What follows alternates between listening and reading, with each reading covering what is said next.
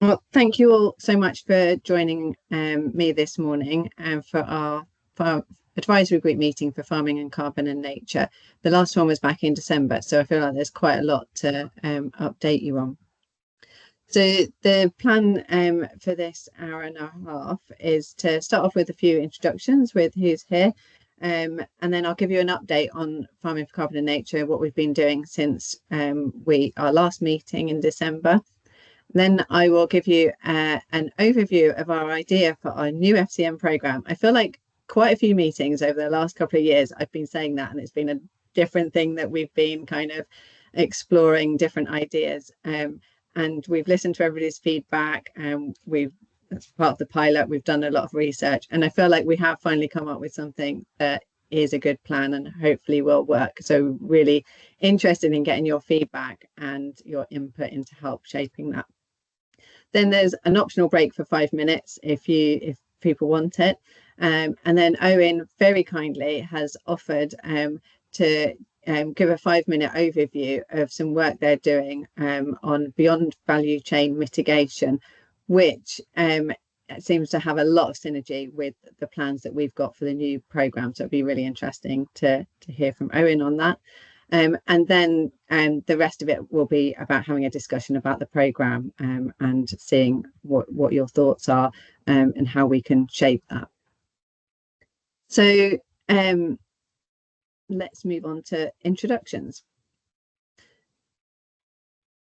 So I think we've got, it's not everybody is there. So Steve and Martin aren't here that are in the list.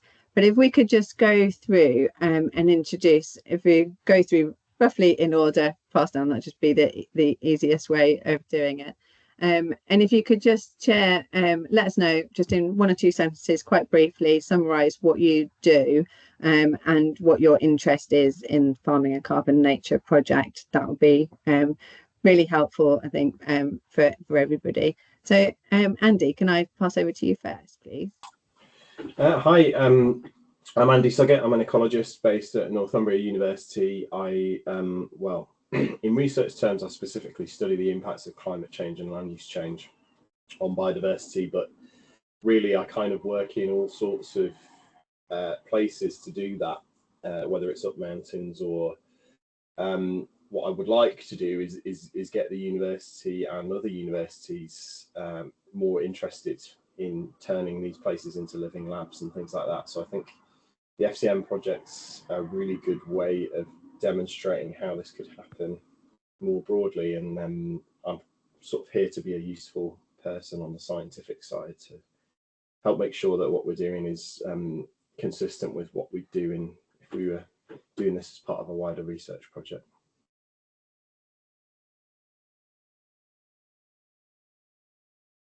Great, thank you. Fiona? Hi, I'm Fiona Goodwin, Deputy CEO at EAUC, which is the Environmental Association for Universities and Colleges. Well, could you just give a quick summary about why you're interested in FCM? I know you've been involved since the start. Yes, so we run a offsetting initiative called the Carbon Coalition, which is basically an offsetting scheme for universities and colleges. We've been working very closely with Tilly and the team in terms of aligning both of the what they've been working on and what EAUC have been working on. We also did a project that was linked to creating woodland on university and college land as well. Great, thank you. John? Hi, yeah, John Brenton, Head of Carbon Reduction at the Energy Consortium. We're interested particularly in helping universities and colleges to reduce their Scope 1 and 2 emissions. My role is still relatively new. I've been at the Energy Consortium for a year, and I think we kind of coalesced around really concentrating on Scope 1 and 2. But this is interesting too. It's a use of universities and colleges' resources in order to mitigate carbon. To start off with, the tech involvement was most interested in using this as some kind of offsetting mechanism. I feel that especially with straightened finances, the offset piece has gone off the boil a little bit now, but it still seems to be an interesting project that has implications for lots of good things like the student experience, student learning, students taking knowledge of carbon into their lives afterwards. So I'm trying to work out where tech could sit with this, and in what ways tech could help. It's worth probably saying as well that I've been involved in this project on both sides of the counter. I was a sustainability manager at the University of Bristol, and we had a farm who was involved with this. Thanks. Great, thank you, John. I think Liz isn't here at the moment. Hopefully she'll be able to rejoin. Obviously she's having some technical issues, but Liz Bowles is the CEO of Farm Carbon Toolkit, who's been involved with the project since the beginning. Can I pass across to you, Owen? Yeah, sure. Hi, everyone. Owen Hewlett, Chief Technical Officer at the Gold Standard Foundation, which is a Swiss non-profit. And the focus is on how should organizations credibly act in response to the climate emergency. And the kind of genesis of that question is there's a great deal of moral hazard in the way organizations act. You see a lot of, you've seen it, I'm sure, on, carbon neutral beer and that kind of stuff, right? Where you do some stuff, you claim it's amazing and fix the problem, but it, actually it's just less bad than what other companies or organizations are doing, right? And that moral hazard leads to misinformation and deflection of regulation and all of that kind of stuff. So the way we think about responsibility constructs for organizations in this context is of great interest to us.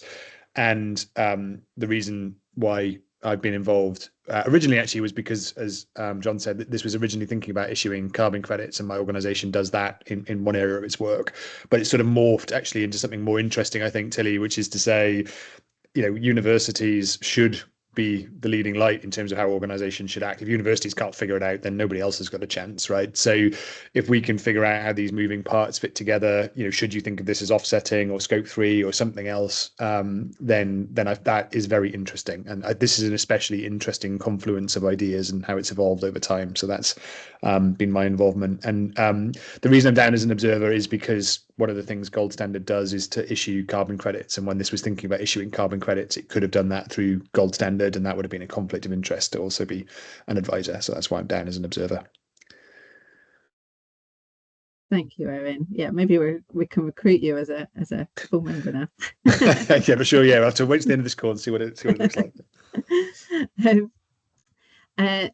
Joanna.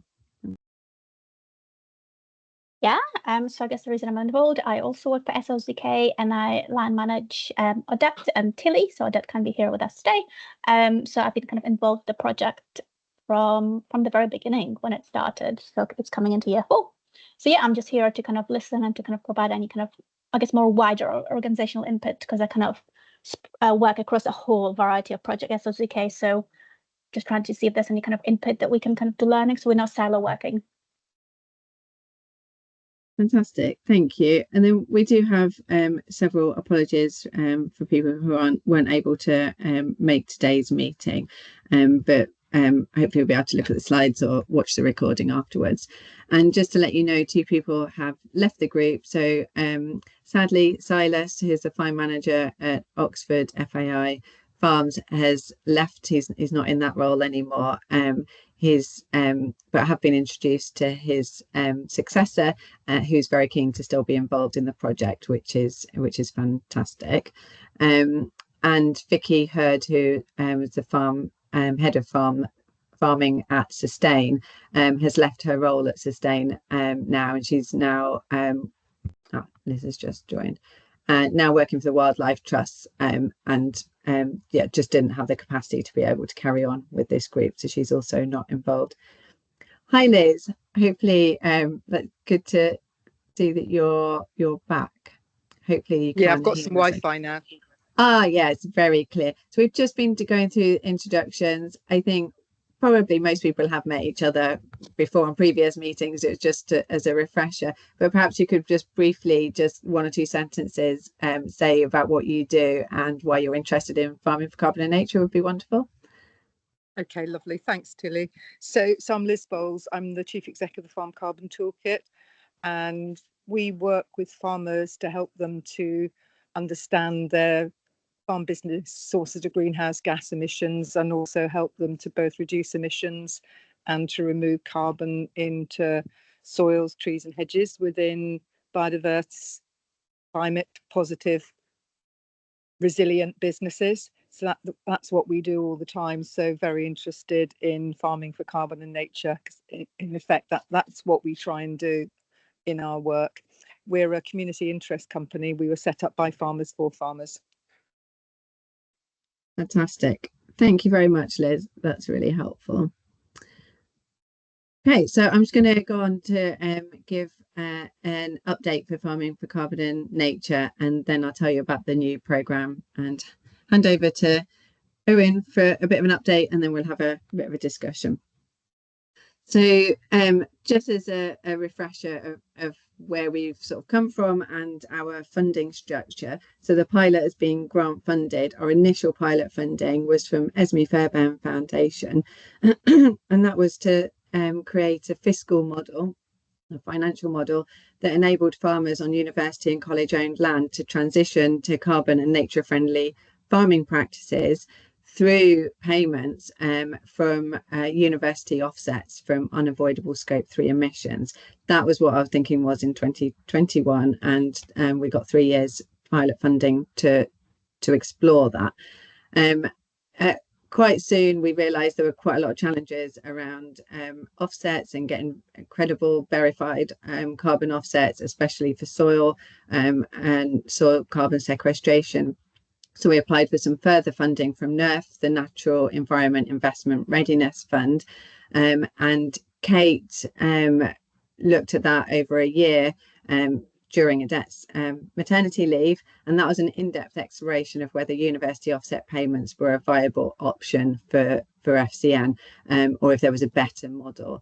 The upshot of that is offsets were not a good option for us, and that's not the road we're going down, not right at this point, and we decided that we did need to look at an alternative model. So we went back to Esme Fairbairn Foundation, and they're really supportive of what we're doing and what we've achieved through the pilot so far. And they were keen for us to be able to develop an in-house programme. So as Joanna mentioned, we have, she manages a whole range of programmes, and we have a whole range of programmes within the organisation that are paid for programmes that universities pay for on an academic yearly basis for us to create change around sustainability on campuses. So Esme Fairbairn Foundation gave us another year of funding to develop that programme. There are 3 objectives. The first objective is to develop a new programme. Second objective was to carry on supporting farms on university and college owned land, helping them transition to more agroecological practices, and that's through providing them with resources, our knowledge exchange, networking sessions, and other things.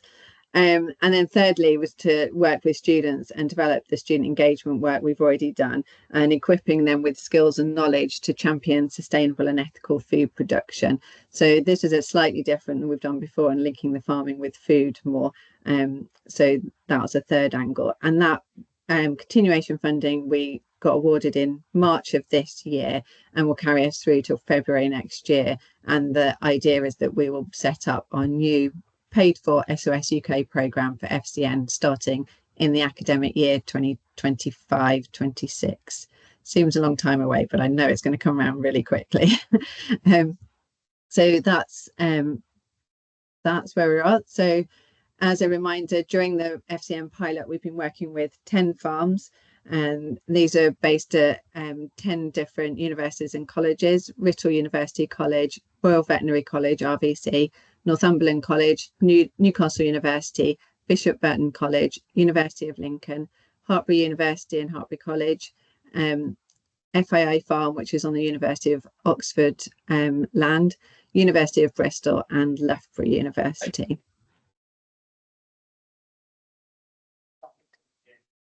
So one of the things that came out of the main part of the pilot project and the NERF funding was that we commissioned Farm Carbon Toolkit, or more precisely Liz, to write a report about understanding the financial and climate impacts of regenerative farming practices.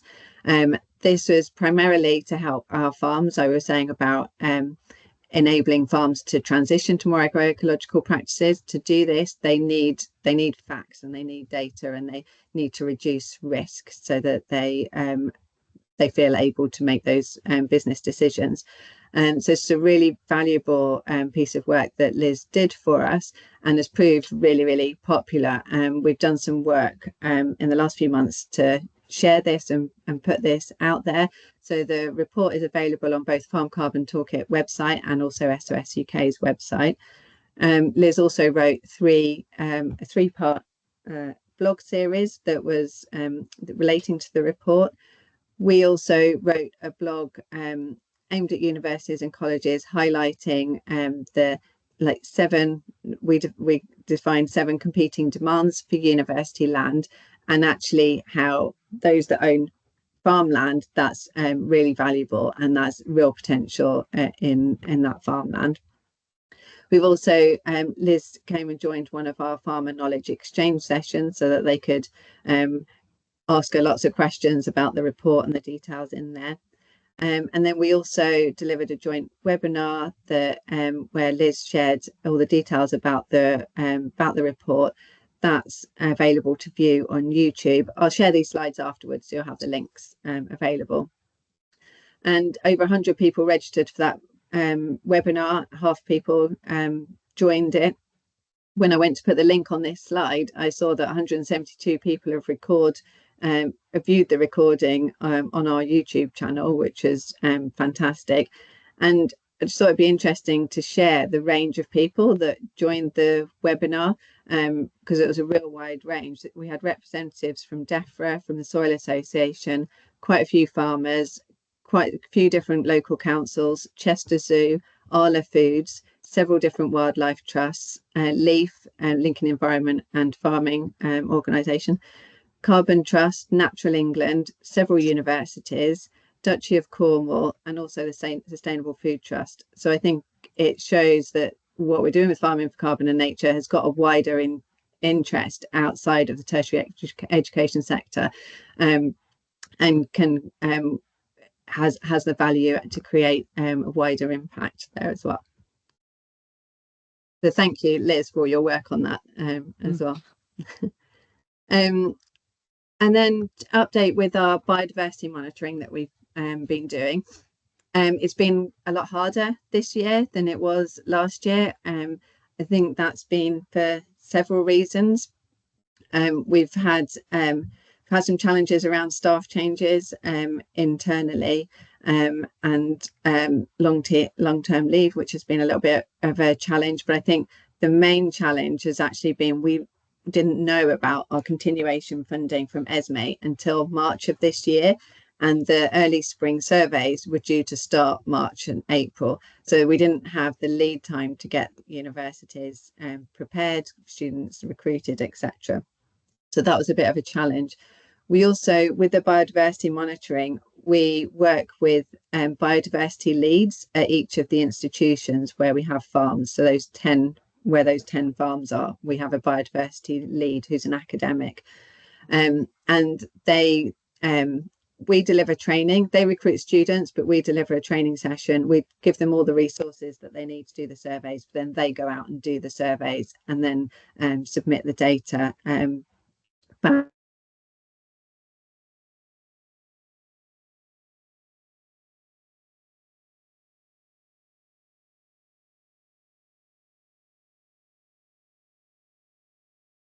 Still frozen. Oh, there we go. Oh, sorry. Thank you. Am I okay now? You're good now, yeah. Hope you don't miss anything then. So yeah, those biodiversity leads are getting a lot of their time is spent looking into biodiversity net gain for campuses, so their capacity is seems a lot more limited this year as well. So for several reasons, we haven't had all 10 be able to do the early and late spring surveys. We have offered additional dates for the earthworm and farmland bird surveys. So there are only certain times of the year that you can do these surveys, as Andy has fed into through our biodiversity working group. So in October and November, we're offering that they could do earthworm surveys if they couldn't do them in March or April. And in February next year, they could do farmland bird surveys. So we're hoping a few more will be able to do those surveys so we can get some more comparative data for last year. And then the soil samples, so update on where we're at with that. So you might remember last year, we had students go out onto all of the 10 farms and survey 2 fields, or take samples on 2 fields on each farm. So that was a total of 1,000 soil samples that were taken. I think maybe the amount of time it was going to take to test all those samples in the labs was perhaps underestimated. And Helen Glanville, who's our soil scientist at Loughborough University, who's leading for us on all of this area of work. She worked with some students that we recruited through Farming for Carbon and Nature, and she also successfully applied for a paid internship at Loughborough University to get a student to work full-time to help with doing the testing of those samples. So they have all been tested now, and I think most of the analysis has also been done on those samples, and Helen has said that the results are really interesting. So she's compared the data. So the soil samples were taken at different levels in the fields, and the data is being compared against the different soil types and against the farming practices as well. Unfortunately, she hasn't been able to share this data with the farmers yet, and I haven't seen all of this data yet because she's had some long-term leave for personal reasons as well, unfortunately. So we had planned a meeting last month, but that's had to be postponed. But she has said to me that that it was very clear that the where there was the most carbon stored in the soil was the farms that were farmed regeneratively with livestock, and the fields with the least amount of carbon were the arable fields that conventionally farmed, and she said there was a real stark difference, and then everything else was sort of somewhere in between. So that very much fits in with what we're trying to do, which is really good. So there will be more on that hopefully next time that we speak. So this year for the soil carbon sampling and testing, we're doing it a little bit differently. So we're not getting all the students out on the farms to take samples at all different levels. The last 18 months have been the wettest on record. So apparently this means that any subsoil samples that are taken just wouldn't be reliable enough to give data to compare against last year. So instead, we've got a different plan, which actually I think is really quite exciting. So we're going to do some more in-depth carbon analysis on the samples that were taken last year. They've been stored in a way that it's still fine to test them, and not all of the samples were used on the testing that's already been done. There's enough samples left to do further testing. And Helen secured £25,000 in funding from the British Geological Survey. And so there's some really interesting tests that are going to be done that will be sort of state-of-the-art technology that they've got in their labs that they'll be able to use. And really, fortunately, their labs are actually really close to Loughborough University. So there's, geographically, it works really well. So these additional tests will be looking at, I'm not sure who's scientifically minded in the room about soils, but the test will be looking at stable isotopes, elemental carbon and nitrogen. And basically what that means is it'll help us, as well as the farmers, get a more accurate picture of how stable the carbon is at different levels and at what depth the carbon is in the soil. And this data, there just isn't this data available about a carbon and soil in the UK. And this was part of the issue with us issuing credits around soil carbon offsetting. So this is really valuable data that will be, is publishable data that will be really valuable. And again, this will be compared against farming practices and soil types with the 10 farms that are all quite different. And we've offered, so the student engagement element this year is that instead of getting the students on the farms to do the soil sampling, we've actually offered a paid internship opportunity to a group of students who will be able to help with the testing during August. So we've offered they can do between 3 days and 4 weeks of paid internship. They get paid the real living wage to go to Loughborough University and do these tests. So hopefully we'll be able to get the testing done quicker and the data out quicker than we have done from last year's.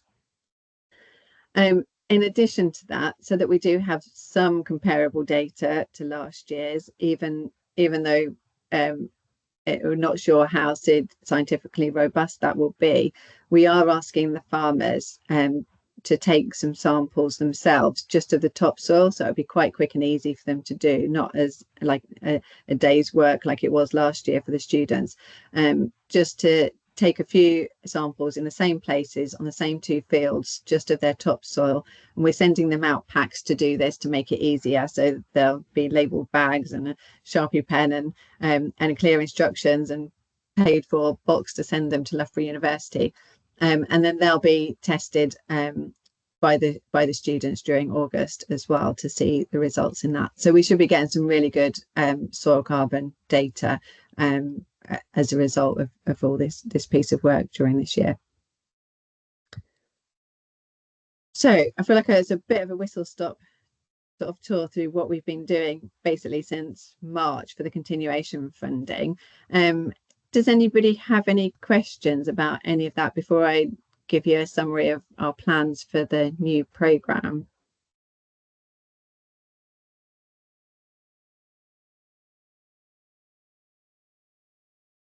Yeah, Andy.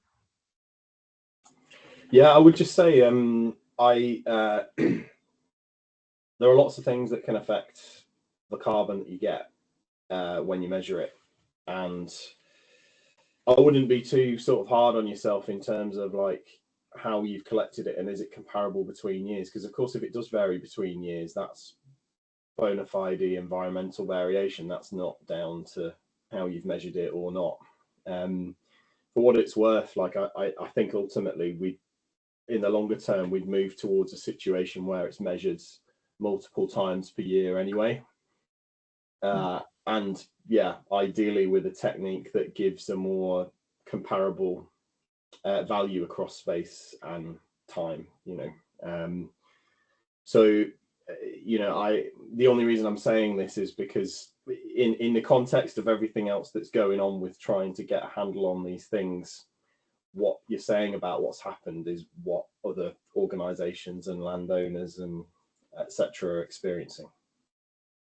Thank you. That is reassuring, and I think there is a hard balance between making sure what we're doing is scientifically robust and credible against going down that route so far that we actually don't have anything to, or don't move forward, because you could ideally you'd like measure it every day like throughout the year and every sort of whatever the climate is, and I guess there's a point where you have to say yeah that's okay. So thank you, that's reassuring. Owen. Yeah, thanks. Really good overview. Just some commentary on when we were looking at the question of whether you should issue these as carbon credits for offsetting. So the integrity of credits was definitely a challenge, and obviously we've seen lots of news stories for that. And soil carbon, especially given the previous question, like it's an especially challenging area to get right. But there were other reasons as well. Like for example, we did an exercise where you could show that some of the universities could just count this stuff in their scope 3 target, in their own actual science-based target. So why on earth would you want to sell that as a carbon credit when you're scrambling for every possible opportunity there? Some can't. From an accounting perspective, it depends whether you set an organizational or an operational boundary, which is super nerdy for the accounting geeks. So some you think should be able to report it and can't. Some that don't know they can report it can. And so what you definitely can't do is sell a credit for offsetting and report in your scope 3. So that's a double count that's untenable. And so that was kind of, to my mind, was the primary the kind of primary reason for shifting away. And then another reason was offsetting is very prone to damage from double counting. So if two entities count it towards their targets, then it screws up any claim to have offset. You can't, basically, in a nutshell, you can't compensate for a problem with a solution somebody else is also claiming the benefit of. It doesn't make any sense.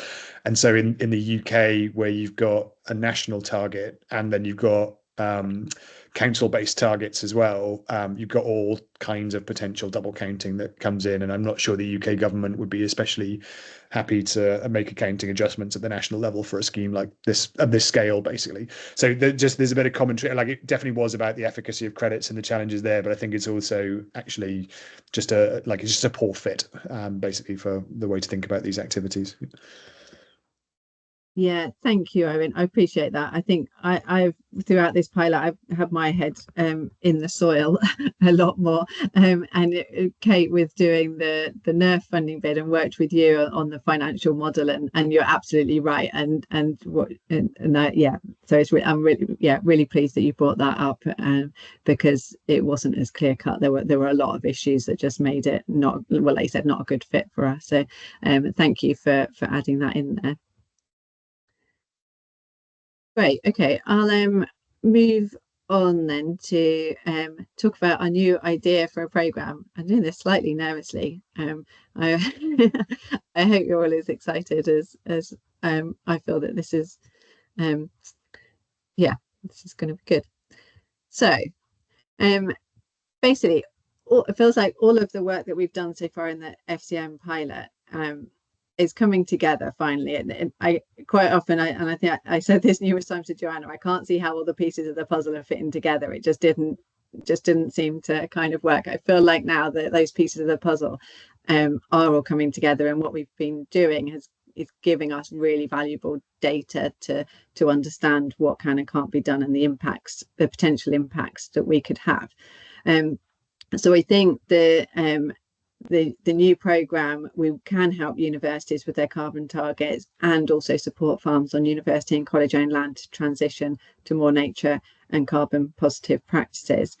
So to give you an idea of where we're at with developing this programme, we're literally, I think at first, like it was literally like a few weeks ago where I said to Joanna, I think we might have it. Like, so this is really recent. We've only started having conversations with people. I've happened to go to a few events the last few weeks. I have had quite a few conversations with people, but it's still really early stages. So this is the initial idea, and it's all about the next 2 or 3 months is very much about shaping and developing this. So with that in mind, as unfortunately Adet is off at the moment, so we have recruited a recent graduate called Jaya Patel. She's been at Lancaster University and worked in their Green Lancaster team with Students' Union, really passionate about and knowledgeable about regenerative farming. And she's going to work for us just as a temporary contract over the summer. She's working 4 days a week for 6 weeks, starting on Monday. So my hope, we haven't discussed this yet, discuss it on Monday, but my hope is that she will be up for like focusing on and developing on this this new programme. So that's really exciting, and we'll give some dedicated time to this. But we need to do market research. That was part of our the continuation funding, that we'll do market research for the new programme. So for that, we're planning a visit to Farm Ed, which some of you may have heard of. It's based in the Cotswold, and it's a fantastic like demonstration farm for regenerative farming. They run a lot of training events. They do a lot of talks. They've got a visitor centre. And we're planning to organise a visit there at the end of the summer and to invite university, like sustainability energy managers, and those that are like responsible for the getting net zero targets for their universities, and invite them there to help co-design the new programme. And we're hoping like to be on a really good example of a regenerative farm. We can do a bit of a farm tour on it, and it'll be an inspiring place to see why the programme would be beneficial. We also want to invite the farmers that have been involved, the 10 farms that have been involved in the pilot, partly because they've been so supportive throughout the pilot with what we're doing, and we know that the knowledge exchange when we get farmers together is something that really moves things forward and can create change. And for them to do like a longer farm tour while we're there would be really good. And then they can also speak to the university managers and help co-design the programme as well. So that's what we're planning for the end of the summer.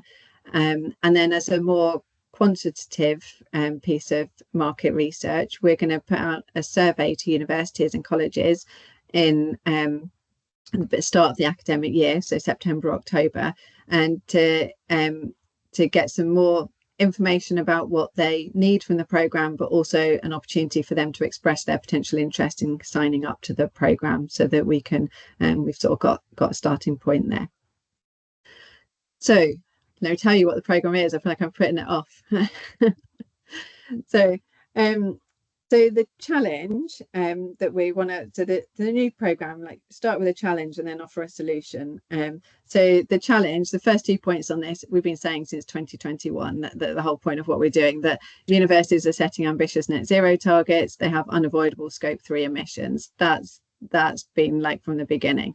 Throughout the pilot, what we've now seen is that if universities want to offset the unavoidable scope 3 emissions, apart from all the issues that Owen has just said about double counting and issues there, they're actually this is for all like international student travel, international research, some lab gases. There's quite a lot for all universities.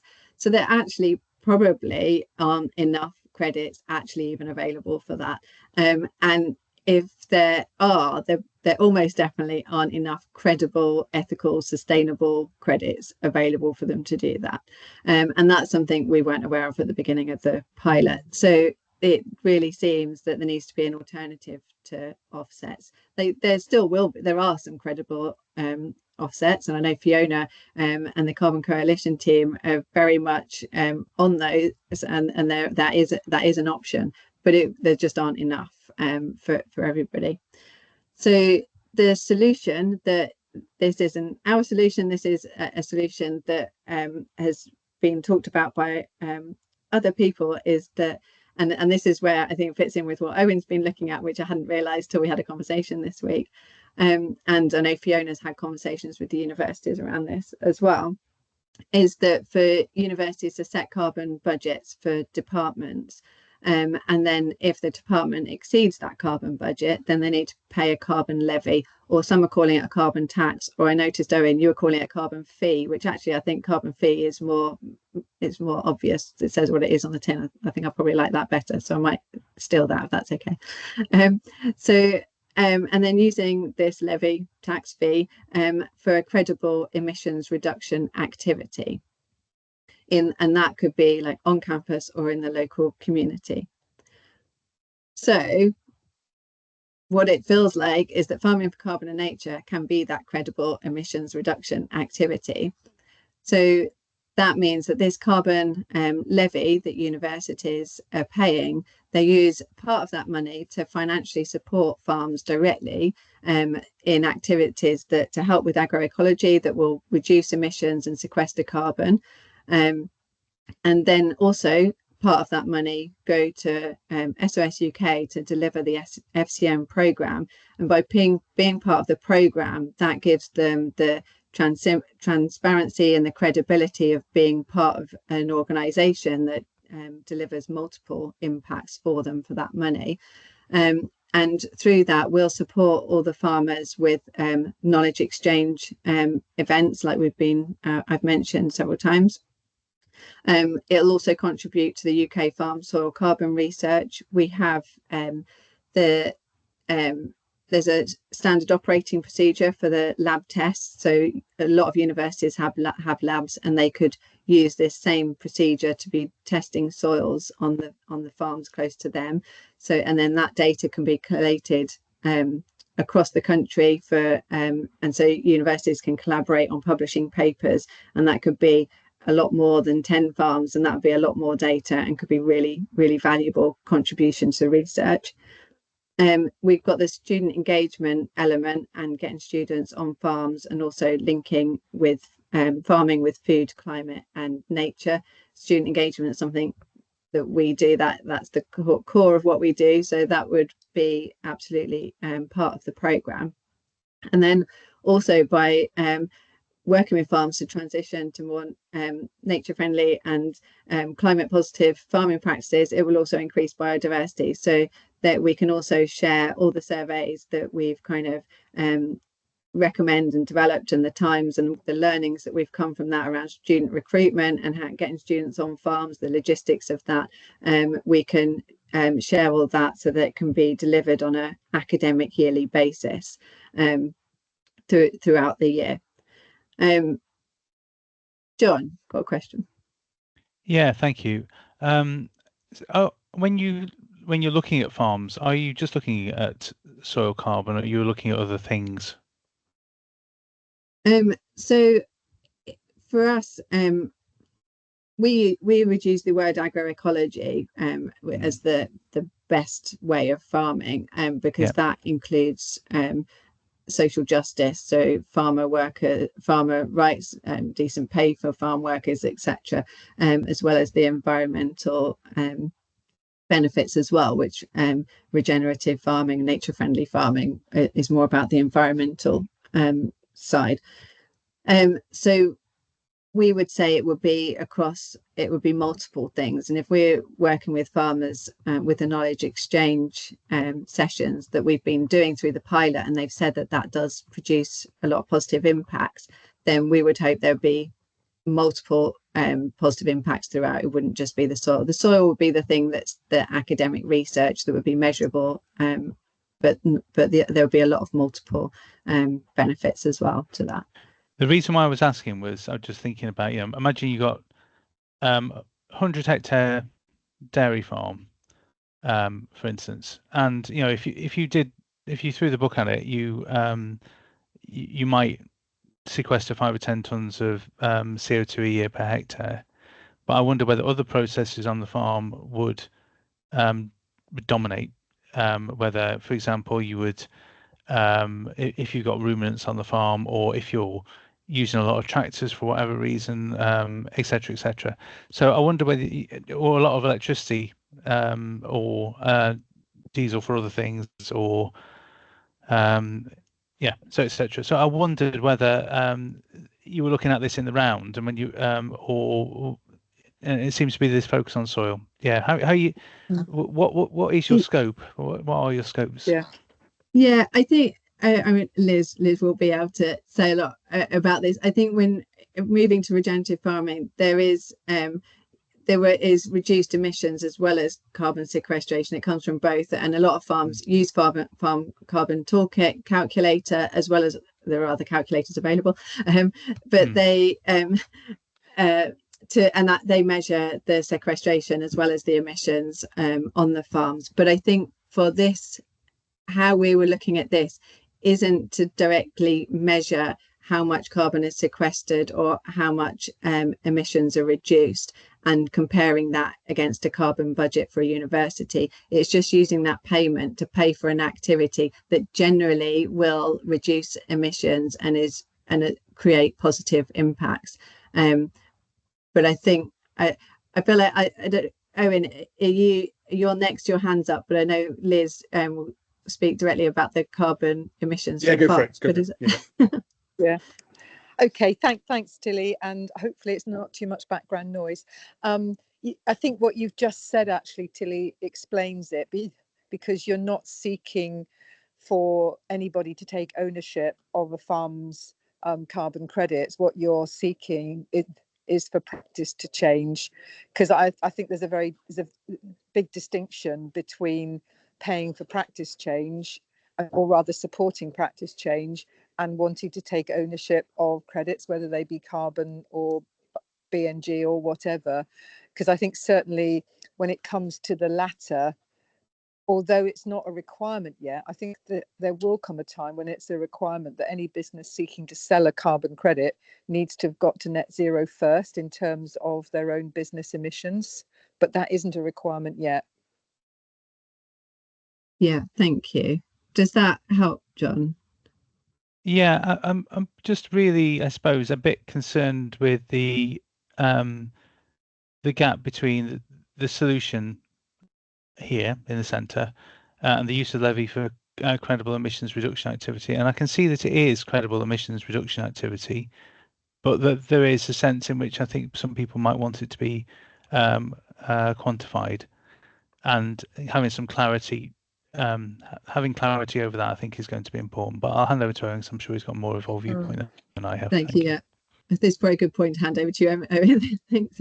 Well, I think that's the right line of inquiry. So I really like where this is going. I think I can probably help sort of with some of the precision of terms and wording as part of this group. But like in terms of direction of travel, I think you're on the right path in my view.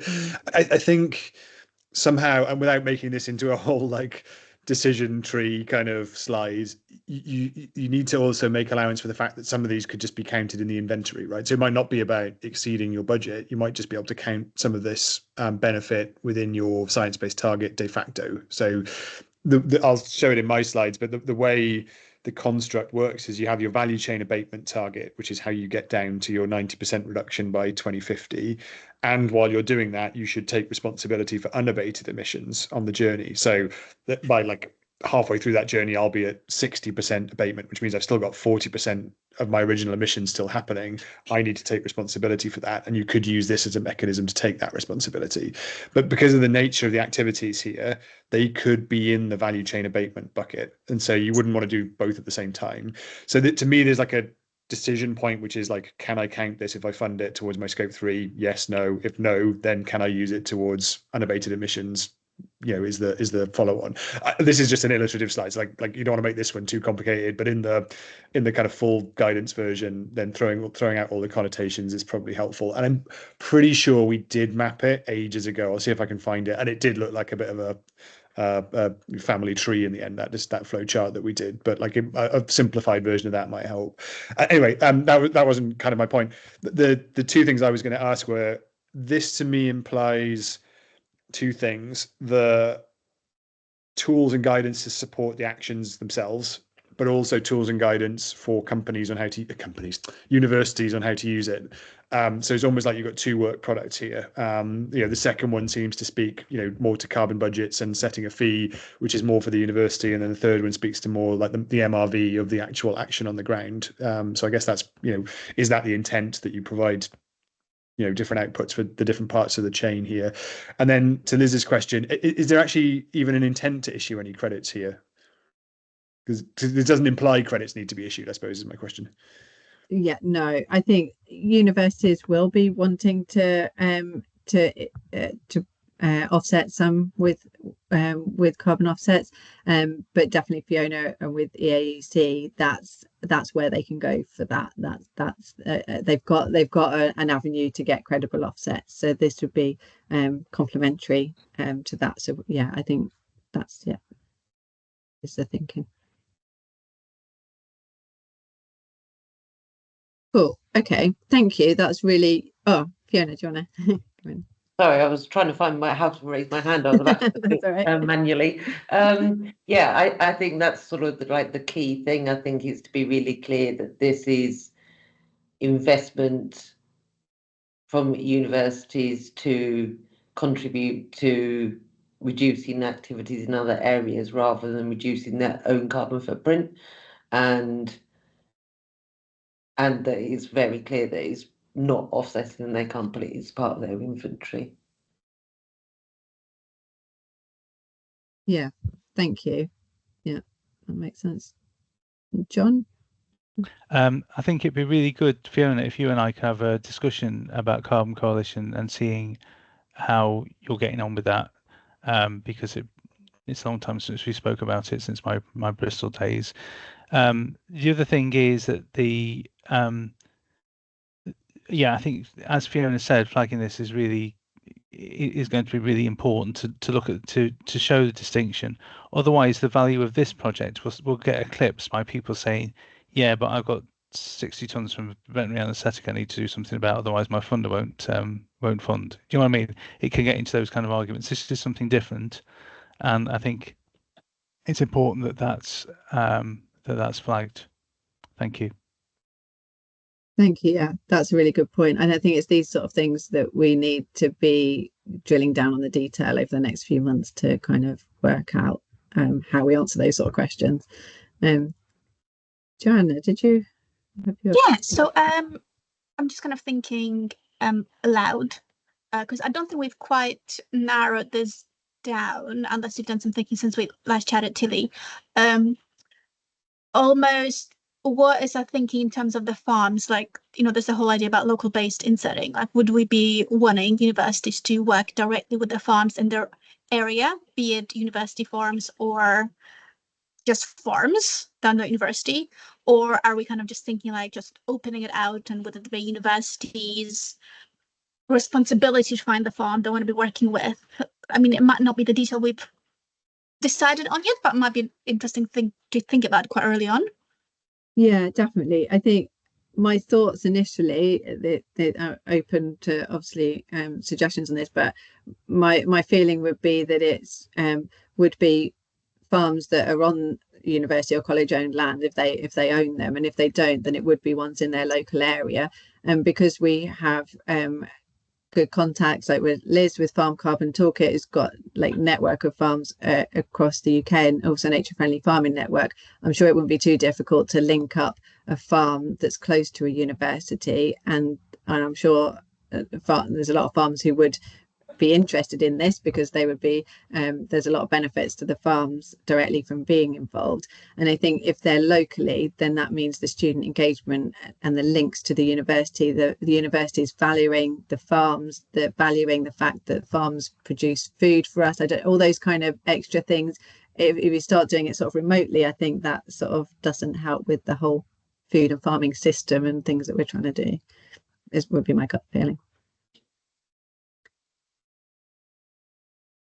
Okay, there's still a chance to have more questions in a bit. I've just got one last slide quickly just to finish off on this, just with some feedback. So I'd had, like I said, quite a lot of initial conversations, and it's been really positive so far, but some useful feedback and things definitely need to think about was so Tom Macmillan at Royal Agricultural University I had a chat with at Groundswell, and he did say that this is a really good idea for big universities, but many university departments wouldn't have spare budget that they could use to pay a carbon levy tax fee, especially in the smaller universities like RAU. So RAU is one of the smallest universities, and he just said they just wouldn't have any budget that they could pay into that. So that's something we need to think about, and I've got a feeling Owen might have an answer there after having a look at some of the links of things you sent through.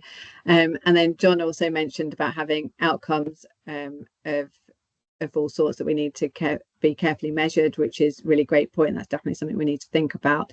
Sounds like me, doesn't it? Typically Eeyorish. Yeah, we are. But you're spot on, absolutely. Really important. And then when I emailed Owen earlier this week, he said, if I understand it correctly, you've come to a pretty high-minded pioneering direction. I'm going to take that. Like, that's great. Thank you, Owen.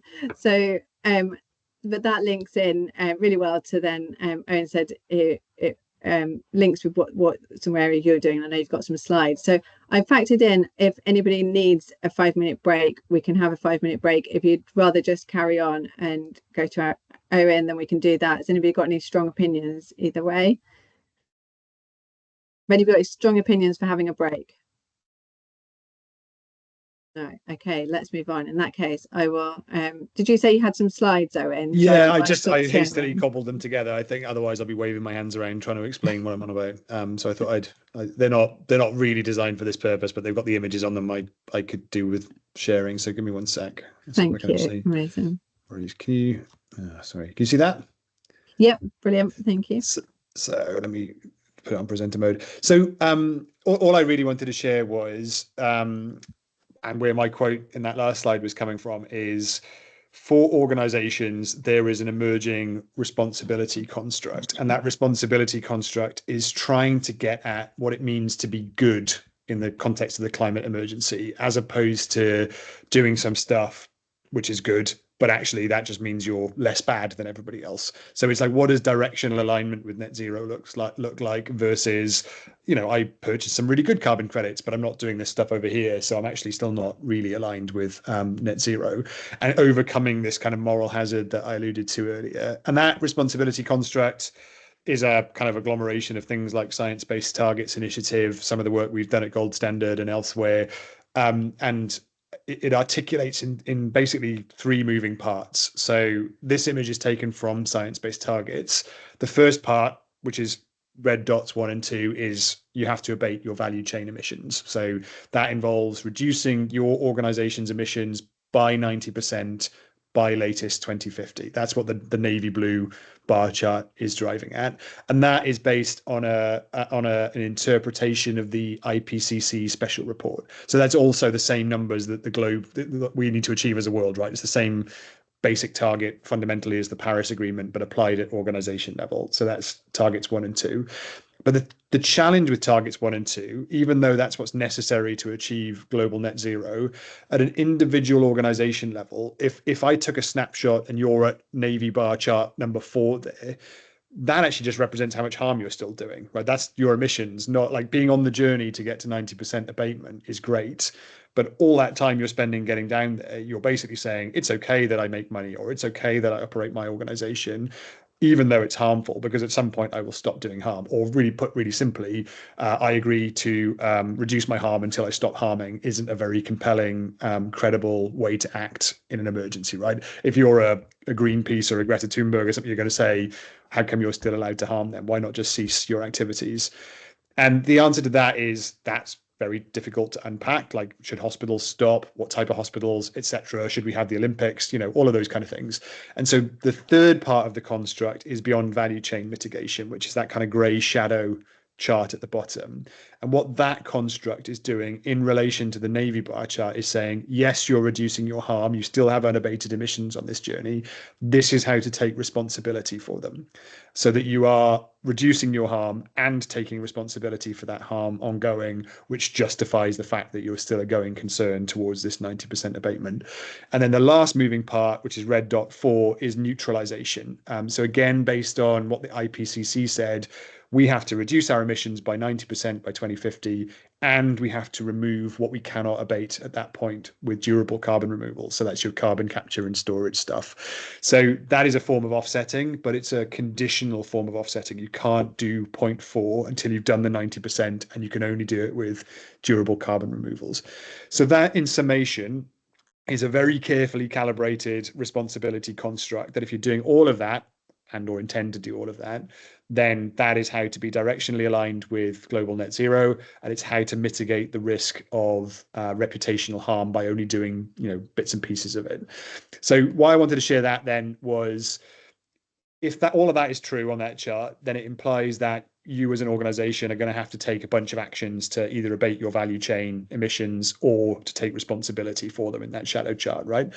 And an action, a climate action of any kind, a mitigation action of any kind, is just a thing. Until you start relating it to targets, it is agnostic to where it's used. And so what I'm showing on the left here is that there is a sort of concentric circles model of relationship of the action, like the farm working with the tenant farmers, to the targets and responsibilities of the organization. So in the middle, the bullseye here represents your organization's actual emissions, the emissions associated with the physical activities of your organization. And those are the things that currently count towards value chain science-based targets. The blue bar chart. Then the next two concentric circles are very much work in progress. But what we're starting to see is that's really hard to do. You might not know who your suppliers are, for example. So how do you act when you don't know who your suppliers are? Or take a totally different sector like coffee. It comes. You might even know where the farms are, but by the time the coffee gets on a boat to Rotterdam, it's unsegregated and can't be segregated again. So there's no way of knowing which farm your coffee came from. So how do you act in that? And the next two concentric circles speak to grades of association with your own value chain. So the next inner circle is closely associated. Maybe that's, I know my coffee came from West Africa, so I'll report some actions that I did in West Africa. And then the next one out is sectoral value chains. So this is for things like sustainable aviation fuel. I can't buy it because I don't fly to an airport that supplies it, but it's innovative technology and supporting it is important. So I'm going to buy a book and claim certificate or something that says I used it. So those three are all about the value chain target. The middle circle counts today. Like if you reduce your value chain targets, you can your value chain emissions, then you'll count that towards your science-based target. And then the next two sometimes count, sometimes don't. It's really inconsistent. So actually in land use, there is some rules that say the closely associated circle works. In aviation, like I just said, sectoral association works, but that's not true of like steel and cement or transport, for example. They don't have those mechanisms currently. And then the last circle, the gray one, is beyond value chain. So the stuff that's just got nothing to do with your organization. So, universities can map their value chain activities. In the grey circle would be, I don't know, clean cooking projects in India, right? Just nothing to do with Lincoln University, to take one from the list, right? It's just completely doesn't make it a bad action. It's just got nothing to do with the value chain, can't count towards the value chain target.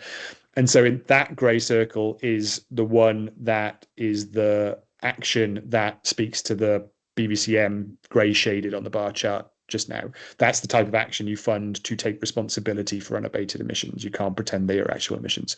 So when I think about the plan here, for some universities, those tenant farms, especially, not the farms in the wider community, but the tenant farms could be in the bullseye and just count towards your science-based target. For others, you might not know, maybe they're in the concentric circle, and for those in the wider community, they're probably in the grey circle. So you've kind of got a mixture, which is what I was saying about a decision tree there.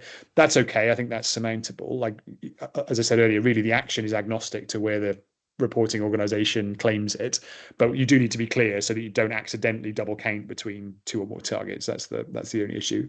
And then lastly, just to say, the beyond value chain mechanism, which is what I think, Tilly, you've described, and why I think it's high-minded, is the kind of leading edge of where civil society has reached on how to take responsibility for unabated emissions. And it supersedes offsetting. So you're almost like a case study of like what needs to happen, right? We need to move away from offsetting towards a contribution model, is the way it's been generally termed. And what I've tried to show in this slide at the top half is just to say there's 4 steps to it. So report your unabated emissions. That's your scope of responsibility. Set an internal carbon fee, which is not something that happens in offsetting. Companies don't do that.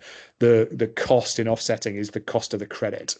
And so you kind of externalize the price. And partly the problem with that is it's often cheaper to do that than it is to reduce your own emissions. With a fee, you can hold yourself accountable. That's why that change is coming through.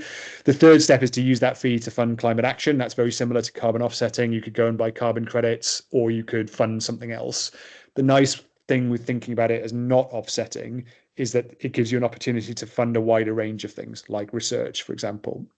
So you couldn't do that with offsetting because research doesn't directly generate emission reductions. There'd be no credit to issue. But in this case, really good R&D could be done that way. And then the last is to make good claims, which is shifting from I emitted here and I made it okay over here to saying I'm taking responsibility by contributing to global net zero. And I think that is interesting because there's a world in which organizations just buy whatever credits are available, right? A very externalized model of this. But a better model, I think, is where organizations use their superpowers to fund things that they've got a chance to amplify. So to give you another example, we work with the Murmur Arts Fund, very small footprint, art galleries, museums, record labels, but huge reach in terms of the number of people that see the message. And so they don't fund direct mitigation anymore in their BVCM strategy. They fund artists projects to amplify the overall message, because that's their superpower, right? Another company might be like, well, I don't care what the superpower is, I just need to do this, so I'll buy whatever credits are in my price range. And that's also valid and fine, but like it's optionality is there. So the reason that this shift has happened, it brings in the genuine accountability through the carbon fee. That's why I think it's high-minded. More activities and mechanisms can be used. You don't need carbon credits anymore. That's Tilly spoke to that, and more activities that don't generate mitigation directly. Research, we talked about that today. It's much more resilient to the failure of credit integrity, because if you offset, that's a very binary claim. 1 minus 1 has to equal 0. If you're saying, I have a 1, I recognize the 1, and I've tried to fund a load of activities and here is their impact, you haven't got such a binary claim. If the impact was lower or higher, it doesn't affect the claim in any way. You're not undermined in the way carbon offsetting is undermined by any moving part failure. It's very much in line. So our BVCM guidance, which is the picture on the left-hand side, we co-wrote with Milky Wire and Murmur, the Arts Fund, but it came out of collaboration with Science Based Targets and WWF. So it's very civil society backed, this whole idea. It's much more resilient to double counting. So you can't double count a carbon offsetting credit with any other claim. It just fails immediately if you do. Actually, here you've got more resilience, because it would still be true that you contributed this action even if the UK government also somehow reports it against the national target. It won't undermine Lincoln University saying, I funded this, I made this happen, this is how I took responsibility for my unabated emissions. Whereas if you did that with offsetting and the UK government reports it, then it does undermine it. It becomes untrue. And then the last one, we're starting to see this change. We've been talking about it internally this morning.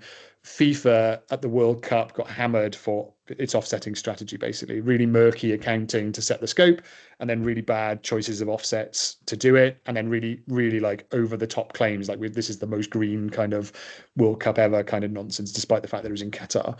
If you look at the way the Olympics is doing it, it's very interesting. So they've talked about this is a 50% lower footprint than previous Olympics. So they've got much more detail in the inventory. And they've also used a contribution language, not an offsetting language. So you're starting to see that they're funding things that aren't necessarily carbon credit direct mitigation in the same way. So I think in a way, Tilly, you guys have sort of stumbled, is like, I don't mean that in a negative connotation, but you've kind of come across the best practice way to think about responsibility for unabated emissions, which is exactly, as I said earlier, why I wanted to be involved. Because like, if universities can't figure out the best practice, then who can, basically? The only thing I would say is, going back to this slide, we just need to make sure that if it's a tenant farm that can count towards scope 3, then just count it towards scope 3. Still fund it, just count it over here in this bucket rather than down here in this bucket. I think that's just something to avoid tripping over. But in terms of a plan, with some, I'm sure I can help with some of the wording, but like as a basic construct, it's exactly what BVCM is trying to get at. So that's what I wanted to share. Fantastic. Thank you, Owen. That was really, really interesting and really helpful. And I feel a bit like, we sort of almost have stumbled across it. Just I feel like we've been a bit like a dog with a bone for like 3.5 years trying to find the right thing, and there's just been a lot of closed doors, but we didn't want to give up. And so this sounds really positive. I do think there are a lot of challenges still, and we need to get it right. And I've seen in the chat Andy and Fiona and talking about that, and I brought up the Tom from RAU is saying about universities are struggling financially and just don't have any spare money for things like this. So I think that's definitely something we need to kind of look at. But so if anybody's got anything to say to that, we're just open for discussion now. We've got 15 minutes if anybody's got any thoughts. Just on the money challenge, so funnily enough, we are working on our internal strategy as well at Gold Standard, because obviously if you talk about this stuff and you don't do it, it's not very authoritative anymore. And we have the same problem, like how does an NGO set, because the ultimate internal carbon fee, the one that would be genuinely science aligned, would be the social cost of carbon, right? How much does it cost the planet to continue to emit? And that's something like in the EU 220 euros a ton. Now, I'm pretty sure no company or organization is setting an internal carbon fee at $220 a ton. And that leaves us in a difficult place at Gold Standard, because our name's the Gold Standard. So we should set $220 a ton if we want the gold standard at this. But actually what we found when we started looking at it was, once you've loosened the need to fungibly buy one-to-one credits, and you can include things that are, amplification, R&D, that kind of stuff. Gold Standard does a ton of stuff that it just pays for itself that could count under this.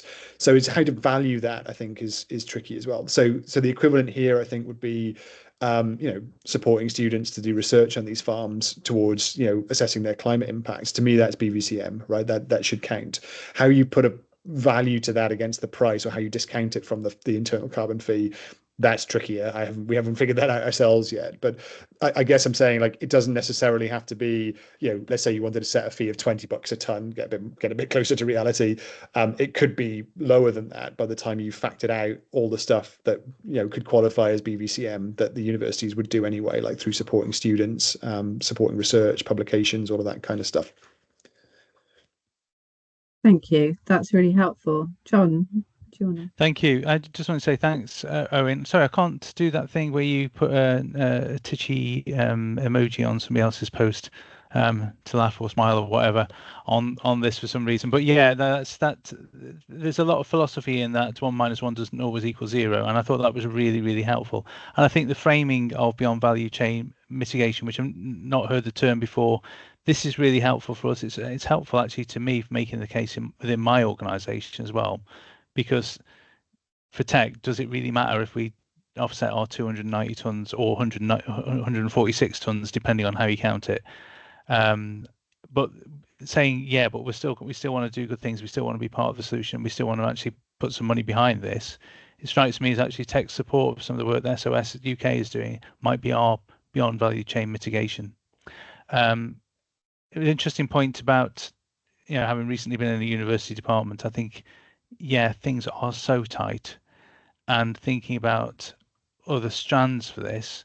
And I think the communication of the concept of beyond value chain mitigation to universities could be a really key part of this as a kind of a learning thing. To explain to people what they're doing and what they're not doing, I think will be a really important part of this. Thanks for your point, Andrew, about scope 2 and scope 3. Just so you know, tech are doing a lot of work to try and support universities in scope 2 with renewable energy from renewable electricity, but also trying to help them to engage with district heat projects. So that's an interesting thing. I think the other thing is about scope 3 and how badly we measure it across the sector. And sometimes when we've done deep dives into different silos of scope 3, we found that actually the scope 3 we can identify when we do it in some detail is a lot lower than we thought it was by using some of these spend-based tools. So I think there's another part of saying to people, just make a start. Don't worry about scope 3. Just get going with these kind of projects. I think there is some value to it. But as I say, my main takeaway is that Owen's framing of this is incredibly useful, and I think universities generally will find the concept of beyond value chain mitigation incredibly useful too. Thank you. Thank you, John. Fiona. Owen, I don't know if you want to respond to John, if that's why your hand's up, or... I just super briefly, I was going to say that guidance that John was talking about was kind of what I was alluding to earlier. And it's like there needs to be an output of this program, I think, which just gives guidance it could be guidance for how to think about tenant farming in your climate strategy. It doesn't have to just be a BVCM strategy, because it also overlaps with scope 3, I guess. But yeah, sorry, Fiona, thanks for that. No worries. I think it's fascinating, and I love your superhero allergy, Owen, in terms of whether... Isn't there an opportunity where we could do this much bigger, on a much huger scale? I'm getting slightly giddy with my thoughts here, so be aware. But like on a whole, like research level, if there was a pot for the sector that institutions could put into, and then that could be distributed to different bits of research and different bits of development and research that needs to happen and contribute, which the farming and the soil could be part of that. As I say, I'm getting ahead of myself. But I do think, whilst just taking John's point as well, obviously financially the sector is really, really fragile and really struggling, and there is that kind of moral kind of debates that many institutions are having, which is where they're doing their own internal carbon tax or levy or whatever word they want to use, is because rather than offsetting or investing elsewhere outside of their institution, they should be investing in their own carbon reduction and sorting themselves out first before they do that. So I think in time, institutions will get to that point of going beyond the value chain, but as John said, they're not even sorting out their own supply value chain, so let alone anybody else's supply chain. It's going to be a real struggle, I think.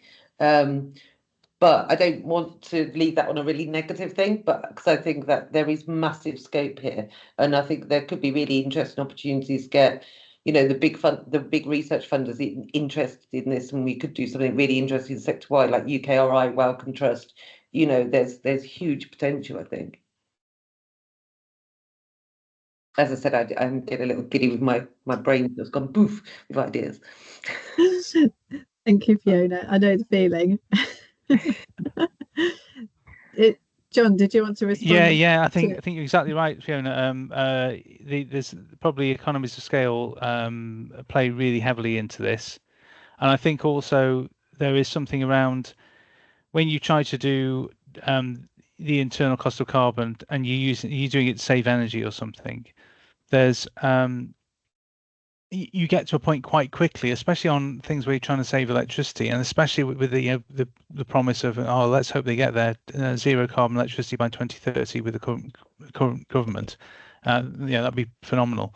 But you can get to the point where the cost of saving the next ton of carbon on your estate is getting quite high, really, and well above the 75 tons and 15 to 30 tons that Owen cites in those kind of things. So there's something about this being a different thing that you can do. The other thing that this feels like, it's much more of a university thing, doesn't it? It feels like it's something that universities do and do more of it rather than going outside. So although it's beyond their value chain, it's definitely within their comfort zone, I suppose.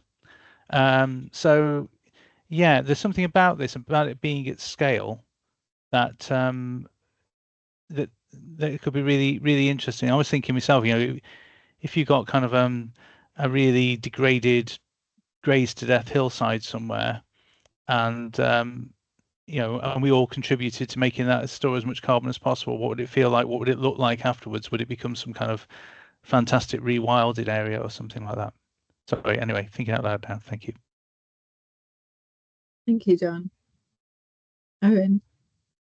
Yeah, just prompted me something John said. So one of the things we tried to do in our BBCM guidance and guidance generally is to look like just really squarely in the face of how much this stuff costs, because there's a lot of cognitive dissonance. So although there's not much money in the system, it still is going to cost every organization $220 a ton to continue emit. It may not cost you in money today. It might cost you in lost supply chains later, insurance premiums, collapses of different parts of businesses. So what we see a lot of is especially from the carbon market side is look, the cost is coming down, but it's like the cognitive dissonance of the reality of the climate emergency. You have to look that really squarely in the face, I think. So the numbers look high, but then I think you should get into the nuance of, okay, so what actually needs a fee?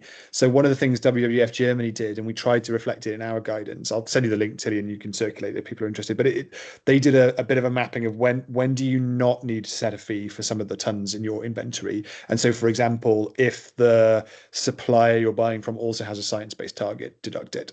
If it's under a national or under a credible, I can't remember the word they use, credible regulatory scheme, you don't have to set a fee for it because it's being dealt with by another factor, for example. And there was 3 or 4 of those. So when a university goes to its inventory, it could also be that although 15 to 30 sounds expensive right now, it might not necessarily apply to all 100% of all emissions. It might be that some are already covered by other schemes and other science-based targets.